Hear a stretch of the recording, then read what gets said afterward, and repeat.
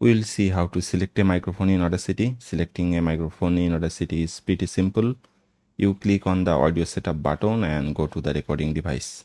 You will see all your connected microphone in this list, and the currently selected microphone will have a tick mark beside it. So for me it is Escalate 2i to USB, and if I want to change the microphone, I can do that. Just click on the microphone name. For example, if I want to change it to Samsung C01U Pro mic, I will just click on it and that microphone will be selected.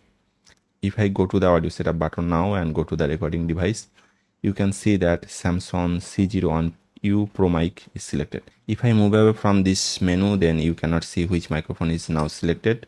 Sometimes it can lead to mistake actually which microphone is selected. You can go to view toolbars and select device toolbar.